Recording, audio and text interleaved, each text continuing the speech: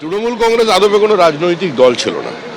মমতা বন্দ্যোপাধ্যায় নিশ্চয়ই একটা সংঘর্ষের রাজনৈতিক অতীত ছিল। তিনি আপোষহীনভাবে সিপিএম এর বিরুদ্ধে লড়াই করেছিলেন, কিন্তু তারপরে একটা রাজনৈতিক দল বা একটা গণতান্ত্রিক ব্যবস্থার মধ্যে সরকার যেভাবে চলে সেভাবে চলেনি। তার পরিণতি হচ্ছে বিশৃঙ্খলা। এর সঙ্গে আমাদের দূর দূর পর্যন্ত কোনো সম্পর্ক নেই। দুর্ভাগ্য আমাদের যে আমরা একটা পশ্চিমবঙ্গে এত বছর সাধনার পরে একটা সরকার তৈরি করলাম যেখানে কোনো দায়িত্বশীল বিরোধী দল নেই।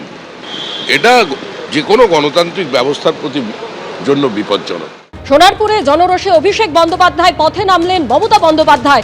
আজ ধর্মতলার ওয়াই চ্যানেলে তিনি বলেন, আমাকে কেউ আটকে রাখতে পারবেন না, যেখানে যাব সেখানেই বসে পড়ব, সংবিধানের প্রতিটা শব্দ রক্ষা করব, লড়াই চালিয়ে যাব, বিজেপিকে তাড়িয়ে ছাড়ব।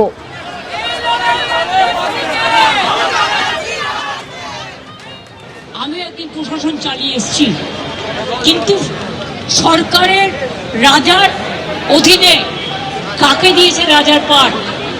যে রাজা আজকে পুলিশের বদনাম করছে এবং পুলিশকে দিয়ে অত্যাচার করাচ্ছে, এমএলএদের বাড়ি বাড়ি গিয়ে থ্রেট করছে, বলছে মিটিংয়ে যাবেন না। এটা পুলিশের কাজ নয়। অভিষেক যখন মার খেলো তখন তো রাজার পাট যাদের দিয়েছে তারা ফোন করেছিল, সেই ফোনের রেকর্ডও আমাদের কাছে তোলা আছে। মার নার্সিংহোমে আমাদের বলছে অন রেকর্ড, যখন একটা অসুস্থ লোককে, ইনজিওর্ড লোককে নিয়ে গেলাম, সিরিয়াস পেশেন্ট, বলছে let us take the permission from the CEO, কারণ সিও কে বলে দিয়েছে গদ্দার বাবুরা, এবং পুলিশ আমার সামনে ফোন করছে, থ্রেট করছে নার্সিংহোমের মালিককে, আপনারা আমাকে আটকাতে পারবেন না।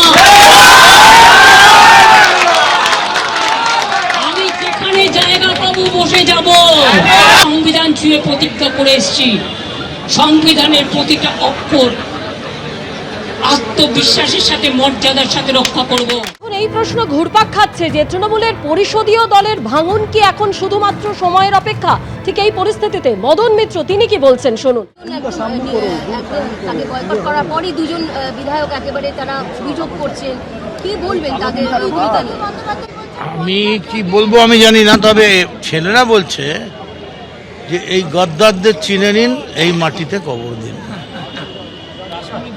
তৃণমূলের সবাই গদ্দার নয়, তৃণমূলটা অনেক রক্ত দিয়েই তৈরি হয়েছে। রাসমণি জায়গা ওয়াই চ্যানেল কোনো তফাৎ করলো?